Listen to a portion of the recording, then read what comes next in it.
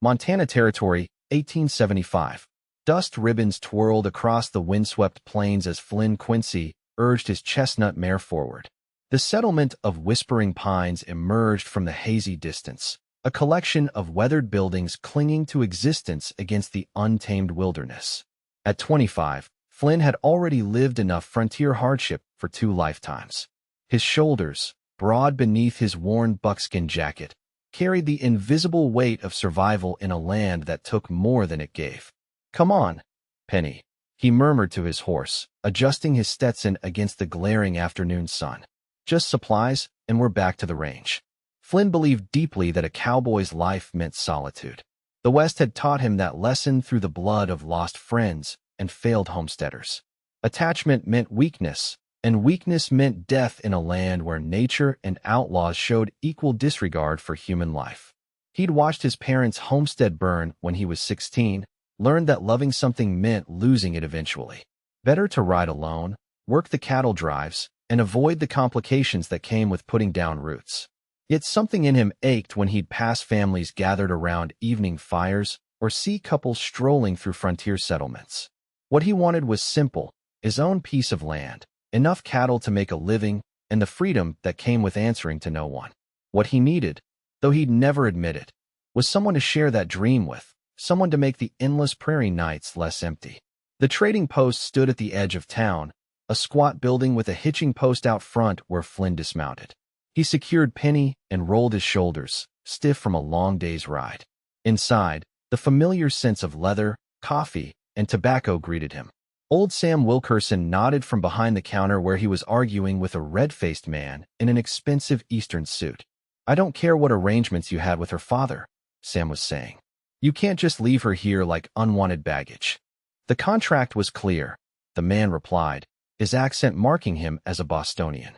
"I agreed to bring Elizabeth Wendell's daughter west to her aunt. The aunt is dead. My obligation is fulfilled."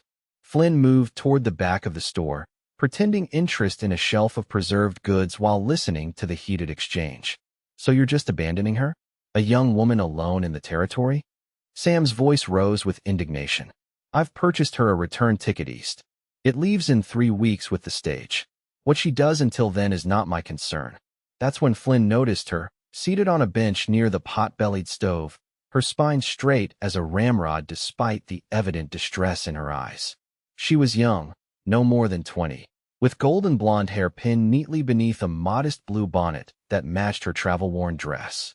Her hands, clasped tightly in her lap, were pale and delicate, clearly unaccustomed to frontier work. Something about her quiet dignity amid such callous dismissal made Flynn pause. The Eastern gentleman tipped his hat curtly. "Miss Wendell, the arrangements have been made. Good day." When the door slammed behind him, the young woman finally allowed her shoulders to slump. A single tear tracked down her cheek, which she quickly brushed away when she noticed Flynn watching. 3 weeks, Sam muttered. Where's she supposed to stay for 3 weeks? The saloon's no place for a lady, and the boarding house is full with the cattle buyers in town. Flynn found himself moving forward before he'd made any conscious decision. "Miss," he said, removing his hat. "Flynn Quincy." Couldn't help overhearing. "You're without accommodations." Her blue eyes met his, wary but desperate. "Beatrice Wendell," she offered. I was to live with my aunt. My father arranged everything before he passed, but it seems my aunt died 2 months ago. Mr. Harrington feels his obligation ended at delivering me to this trading post." Flynn had seen this before, Eastern arrangements falling apart against Western realities. People back east couldn't comprehend the distances, the dangers, or how quickly circumstances changed on the frontier. "I have a small ranch about 3 hours' ride from here," Flynn heard himself saying, contradicting every instinct for self-preservation he'd developed. "It's nothing fancy, but there's a cabin. You'd be safe until your stage departs." Sam's eyebrows shot up in surprise. Beatrice looked equally shocked. "You're offering shelter to a complete stranger, Mr. Quincy?" "Miss Wendell, this territory isn't kind to those without shelter or protection." Flynn glanced toward the saloon across the street, where several rough-looking men had gathered. "I can't in good conscience leave you here. And I should trust you because—" She had spirit despite her predicament. "Because Sam here has known me since I was knee-high to a grasshopper," Flynn replied. He can vouch that while I might not be much for conversation, I'm honest. Sam nodded. Flynn's good people, Miss Wendell. Best roper in 3 territories and never known to break his word. Beatrice considered this, looking between the 2 men and then toward the door that led to the unfamiliar, dangerous frontier town. Flynn could see her weighing impossible options. Trust a stranger or remain vulnerable in a settlement where a proper young woman had few prospects beyond hasty marriage or worse. I have no other choice, do I? She finally said, her voice barely above a whisper. There's always choices, ma'am, Flynn replied, but few good ones for a lady alone in these parts. She stood, gathering a modest carpetbag. Then I accept your offer, Mr. Quincy, with gratitude. Flynn nodded, suddenly aware of what he'd done. A woman, an educated, refined Eastern woman, was about to disrupt the careful isolation he'd built. But something in those determined blue eyes had reached past his defenses. You're coming with me, the cowboy said after finding her abandoned at the trading post. He extended his hand to help her up. We should leave now to reach the ranch before dark. As Beatrice placed her gloved hand in his, Flynn felt a jolt that had nothing to do with the static electricity common in the dry prairie air. It was the sensation of his carefully constructed solitude beginning to crumble. On the ride to Flynn's ranch, Beatrice clung tentatively to his waist, clearly uncomfortable with the proximity, but having no choice on the single mount.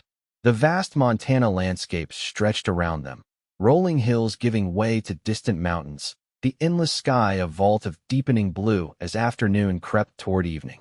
I never imagined such emptiness, she said, raising her voice against the wind. It's terrifying and beautiful all at once. Flynn nodded. The territory takes getting used to. Most who come from the east don't last a season. Are you suggesting I'm too delicate for Montana, Mr. Quincy? There was a hint of challenge beneath her polite tone. Just stating facts, Miss Wendell. This land demands everything you have and then asks for more. Then it's fortunate I've nothing left to lose, she replied quietly.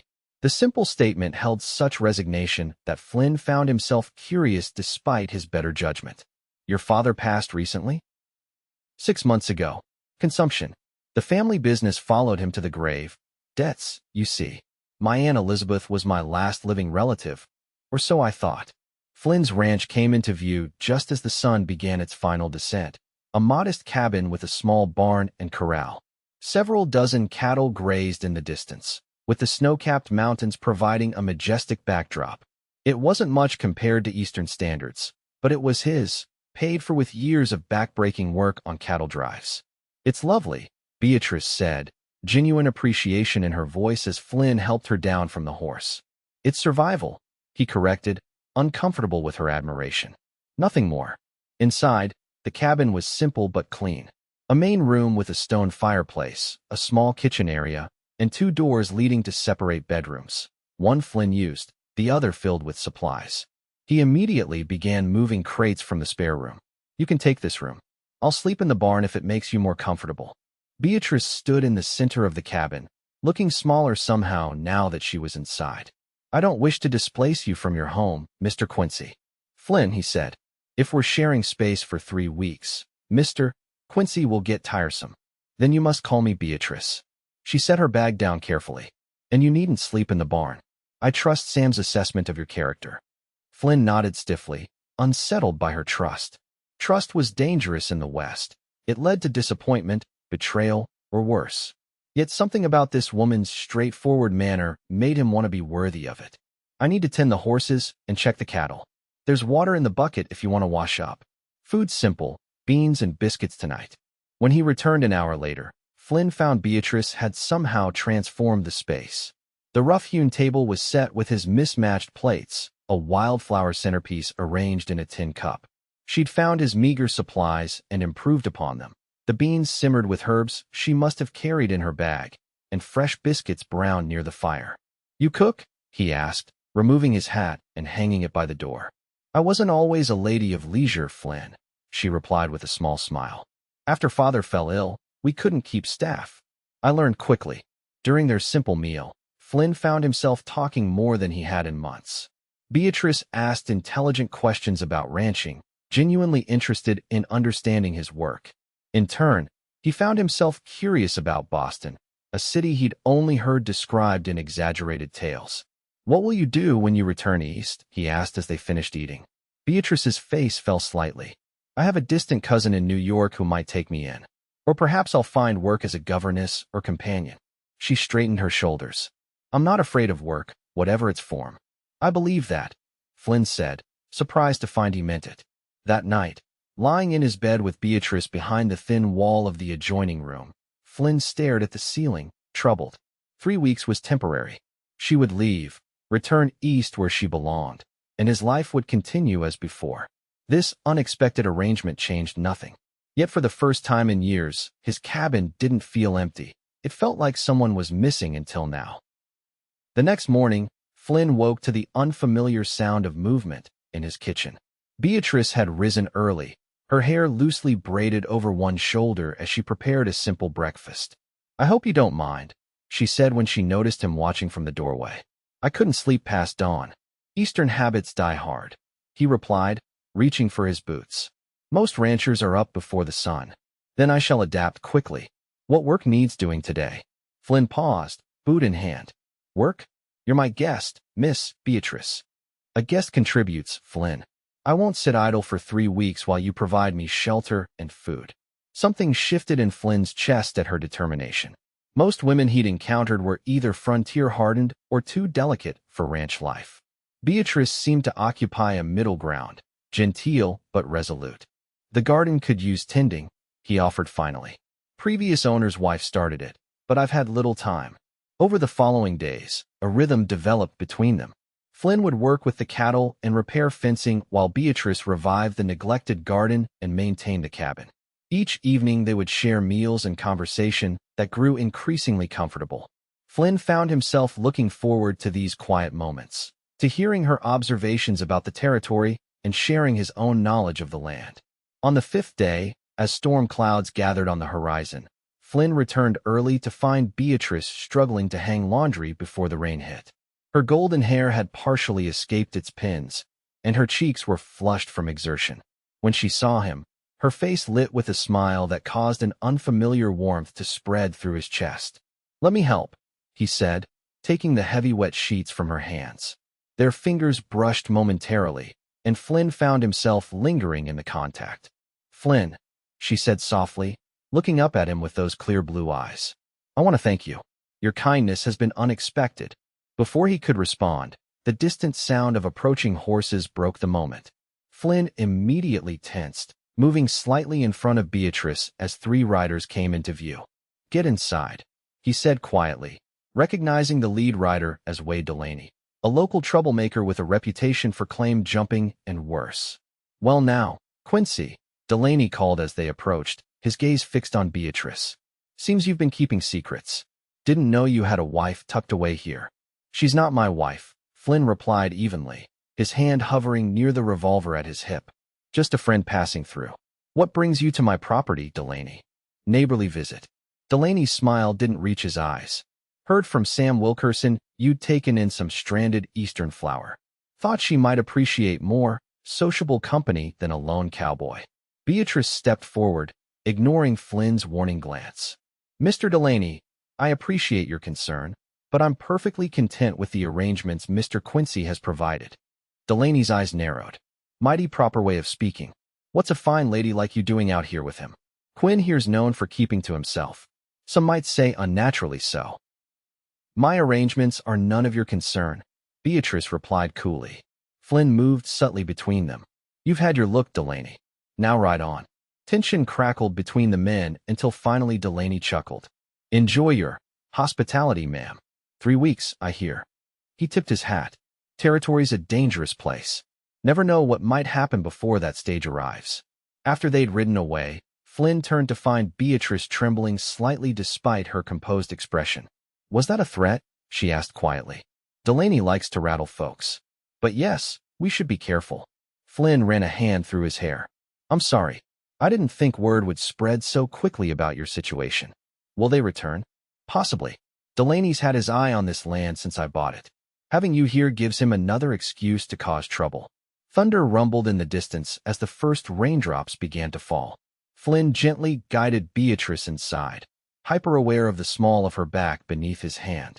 As the storm intensified outside, Beatrice moved around the cabin, lighting lamps against the growing darkness. Flynn found himself watching her, the way she moved with quiet grace even in this rustic setting.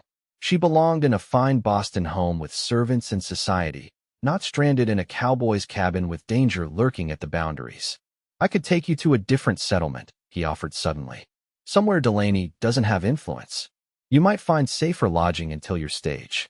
Beatrice paused, lamp in hand, her face partially illuminated by its warm glow. "Do you want me to leave, Flynn?"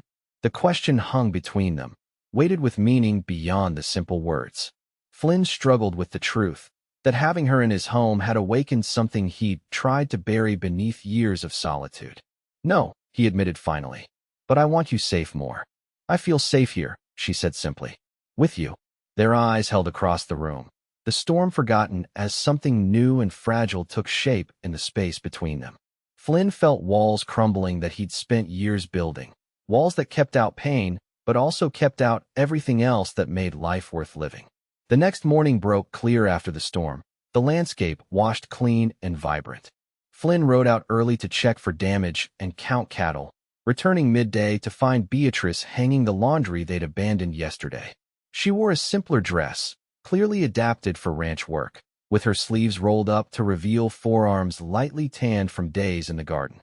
"You look like you belong here," he said before he could stop himself. She turned, a clothespin between her teeth, then removed it to reply. "Do I? I was just thinking how foreign everything still feels." She secured a sheet to the line. "Yet there's something appealing about the directness of life here. In Boston, everything is hidden behind layers of propriety and social expectation." "The territory has its own rules," Flynn replied, dismounting. "They're just more honest about the consequences of breaking them." As the days passed, Beatrice's presence transformed the ranch in subtle ways. The cabin took on touches of comfort: wildflowers in jars, the scent of fresh bread, curtains fashioned from spare fabric. More significantly, it transformed Flynn himself. He found himself lingering over chores near the house, sharing stories of cattle drives and frontier adventures he'd never bothered telling anyone before. One evening, as they sat on the porch watching the sunset paint the mountains in shades of purple and gold, Beatrice asked the question Flynn had been dreading. "Why do you live alone, Flynn? A man with your capabilities could have a family, a real home." Flynn stared at the horizon, weighing how much to reveal. "I had family once. Parents, younger sister. We homesteaded north of here when I was 16. Place wasn't much, but it was ours." He paused, the memories still raw despite the years. Winter of '66 was brutal. Father got caught in a storm checking cattle. Mother and I found him too late. By spring, Mother and Sarah had taken fever. I buried them both before I turned 17. Beatrice's hand found his in the gathering darkness. "I'm so sorry." After that, I learned it's safer not to hold too tight to anything or anyone. The territory takes what it wants, no matter how much you love it. That's a lonely philosophy. It's a realistic one. Flynn turned to look at her, her face softened by twilight. "The West doesn't reward dreamers, Beatrice." "Perhaps not," she replied softly. "But is survival, without connection, truly living?" The question haunted Flynn through the night, along with the memory of her hand in his. He'd built his life around avoiding attachment, convinced it was the only way to prevent more loss. Yet in just 2 weeks, this Eastern woman had slipped past his defenses, making him question whether safety was worth the emptiness. The following day, Flynn took Beatrice riding, showing her the boundaries of his modest ranch. She rode surprisingly well for an Easterner, adapting quickly to the Western saddle he'd borrowed from a neighbor. "My father believed ladies should ride properly, not side saddle," she explained as they traversed a gentle slope. He considered it impractical. "Smart man," Flynn replied, enjoying the sight of her astride the gentle mare, her hair catching sunlight beneath her borrowed hat. They stopped at a creek for lunch, spreading a simple meal of jerky, biscuits, and apples on Flynn's saddle blanket. As they ate, Beatrice gazed at the panoramic view of mountains and prairie. "It truly is beautiful here," she sighed. "So different from Boston's crowded streets."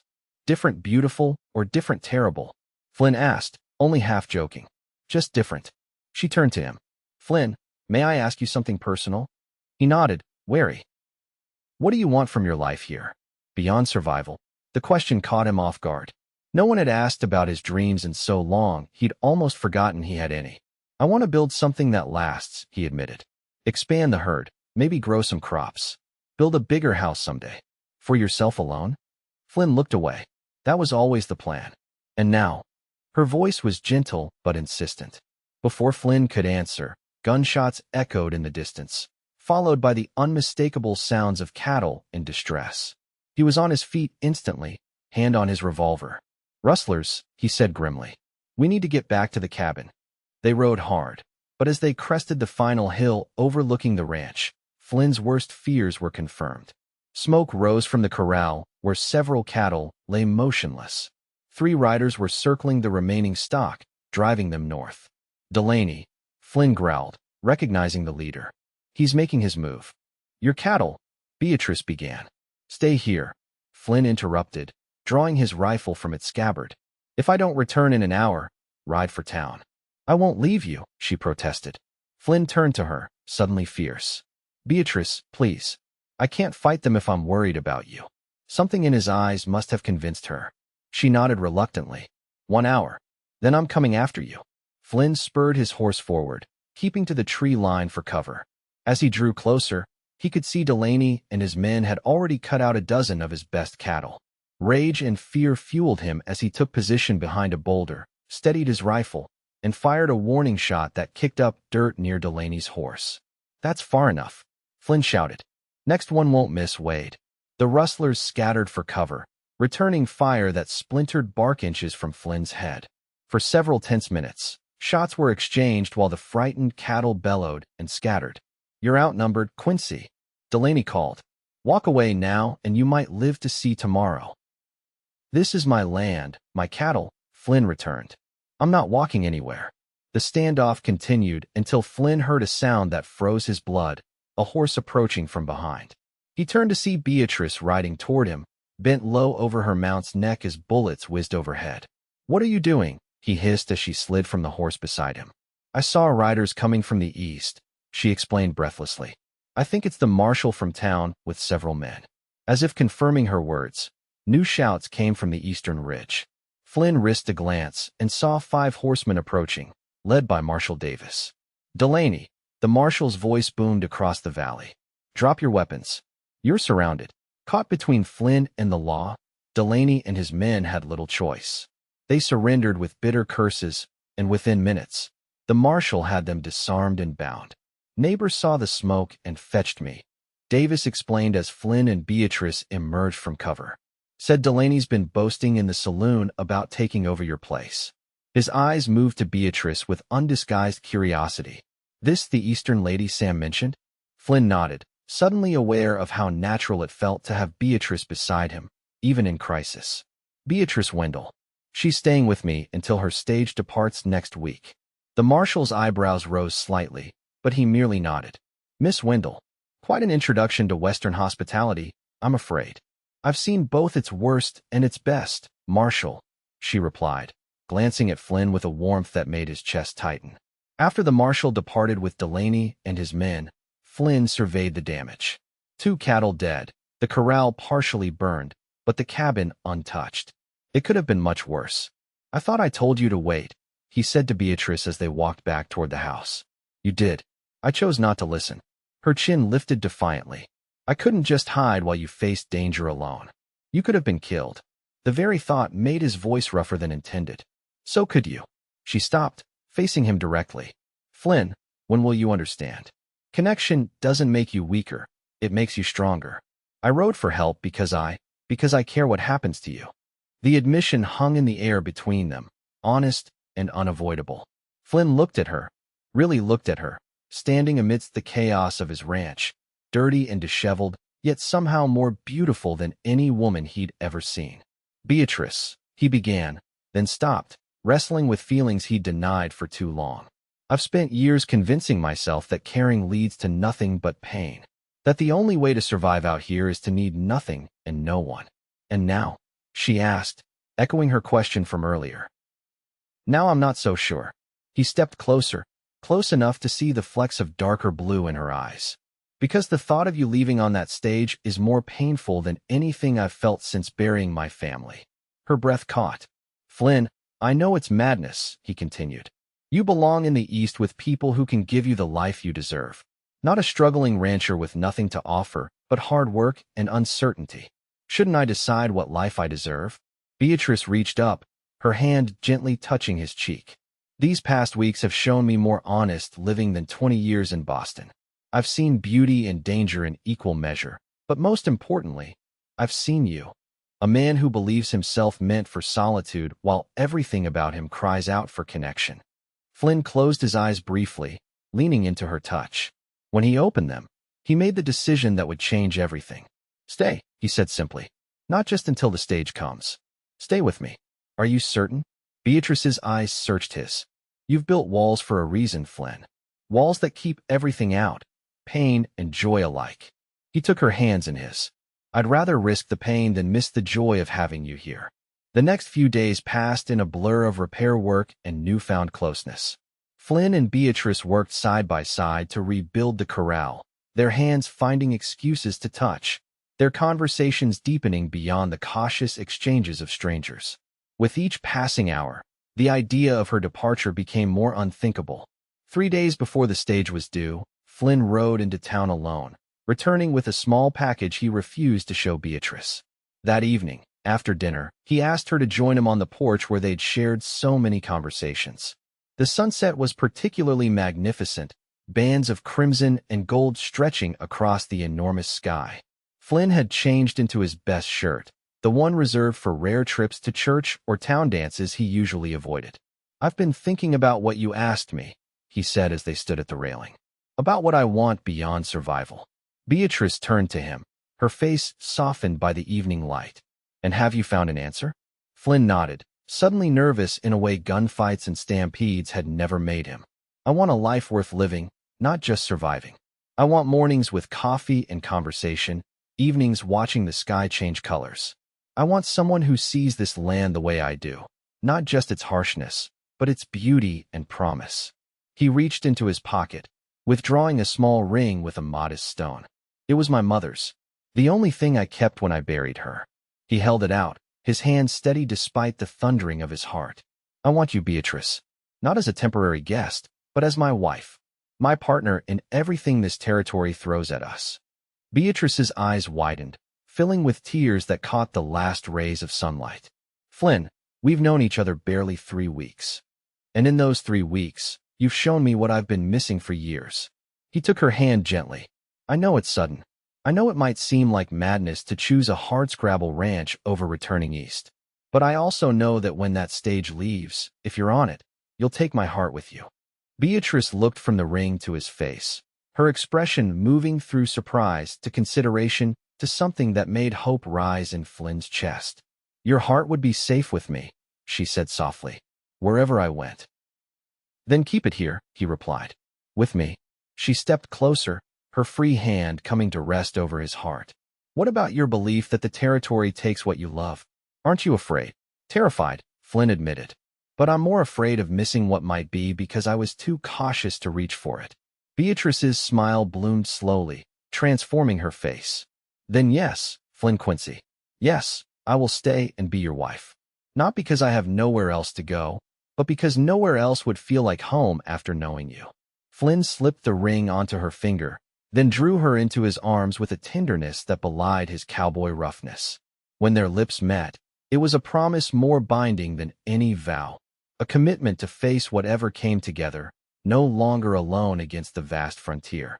The day the stage was scheduled to depart, Flynn and Beatrice stood before Reverend Thomas in the small church in Whispering Pines. Sam Wilkerson served as witness, his weather-beaten face creased with a rare smile. Beatrice wore her blue traveling dress, the same one she'd been wearing when Flynn found her abandoned at the trading post, now adorned with wildflowers gathered from the ranch meadows. As they spoke their vows, the sound of the departing stage rattled past the church windows. Neither Flynn nor Beatrice turned to look at it. Their eyes remained fixed on each other, steady and certain as they promised to face the territory's hardships and joys as one. That evening, as they returned to the ranch, their ranch now, The setting sun painted the cabin in golden light. Flynn lifted Beatrice from the wagon and carried her across the threshold, both of them laughing at the formality that somehow felt right despite the humble surroundings. "Welcome home, Mrs. Quincy," he said, setting her gently on her feet in the cabin that no longer felt empty. "Home," Beatrice repeated, looking around at the space they would share. "I never thought I'd find it in a place so different from everything I knew." "We'll build it together," Flynn promised, drawing her into his arms. "Something that lasts." As night fell over the Montana territory, two people who had expected to face the future alone held each other close. The false beliefs that had shaped their lives replaced by a new truth, that even in the harsh, unforgiving West, love could take root and flourish, turning mere survival into living. Flynn Quincy had ridden into Whispering Pines believing the frontier had taught him that attachment meant weakness and isolation meant strength. He'd left with Beatrice by his side, having learned that the greatest strength comes from having someone to fight for, someone to build with, someone to love through whatever storms the territory might bring. And when the harsh Montana winter arrived months later, the small ranch house stood warm and bright against the darkness. A beacon of the home they'd created from an abandoned trading post encounter, proving that even in the wildest West, the heart finds what it truly needs.